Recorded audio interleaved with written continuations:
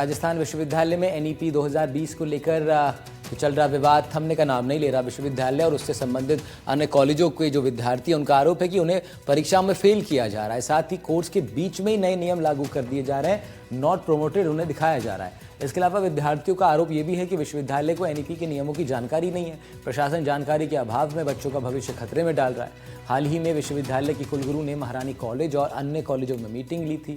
बच्चों की परेशानियां सामने आई। विश्वविद्यालय की ओर से बढ़ते विवाद के बीच 24 नवंबर को एनईपी 2020 की गाइडलाइन बनाने के लिए कमेटी का गठन किया गया।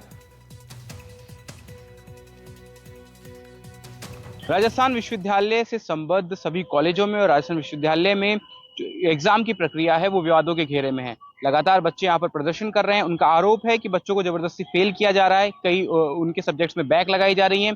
साथ ही जो एनईपी के तहत नियम होता है प्रमोट करने का, उसे स्पष्ट नहीं किया गया पहले उसके दिशा निर्देश, और उसके बाद में अब जब बच्चे अंतिम पड़ाव पर हैं अपने कॉलेज के, तो उनको नॉट प्रमोट करके उनके बैक रखी जा रही है। इसको लेकर के वीसी ने यहाँ पर मीटिंग भी की थी और मीटिंग के दौरान बच्चों ने विरोध प्रदर्शन किया, उनका रास्ता रोका और उसके बाद में उनसे अपनी नाराजगी जाहिर की। साथ ही एक और समस्या है कि इंटर्नशिप जो है एनईपी में अनिवार्य थी इंटर्नशिप करना, उसके लिए कोई कमेटी नहीं बनाई गई। विश्वविद्यालय को पता नहीं था, विश्वविद्यालय का स्टाफ, विश्वविद्यालय का प्रशासन और शिक्षकों को भी इस बात से की कोई जानकारी नहीं थी कि इंटर्नशिप करनी है। और जब अब अंतिम पड़ाव आ चुका है तब इंटर्नशिप के लिए जो आदेश निकाले जा रहे हैं। मेरे साथ महारानी कॉलेज की कुछ छात्राएं हैं, उनसे बात करते हैं। क्या नाम है आपका?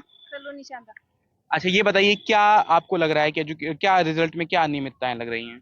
मार्क्स कम दे रहे हैं और जैसे हमारे जो फर्स्ट सेमेस्टर में बैक लगी थी मेरे खुद के, तो उसमें मैंने दोबारा उसका रिवेल का फॉर्म भरा, उसमें मेरे मार्क्स और कम हो गए। फिर मैंने दोबारा एग्जाम दिया तो उसमें भी ऑलमोस्ट उतने ही मार्क्स आ रहे हैं, सेम ही।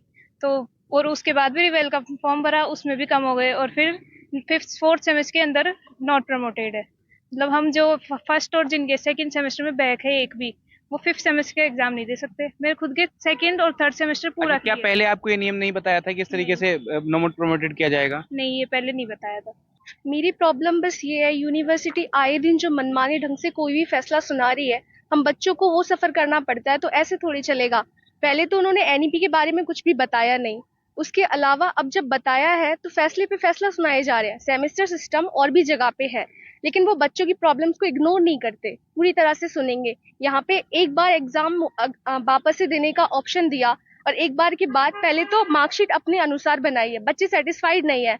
कुछ बच्चों के 00 मार्क्स, जो कि पॉसिबल ही नहीं है। सारे बच्चे यहाँ पे 90 प्लस आते हैं, तो पॉसिबल ही नहीं है कि उनके 00 मार्क्स आ जाए। आपने ही वीसी को प्रदर्शन किया था, क्या मांग थी? इंटर्नशिप का ये क्या पूरा मसला है जो बताया गया? अभिभावक भी आए थे उस दिन काफी। हमारी सबसे पहले जो ये शिविर आयोजन किया गया था, ये इसलिए करा गया था कि जो नॉट प्रमोटेड बैक प्रमोटेड के इश्यूज हैं, उन जो भी स्टूडेंट है उनका ये इश्यूज सुना जाए और उसके जवाब दिए जाएं।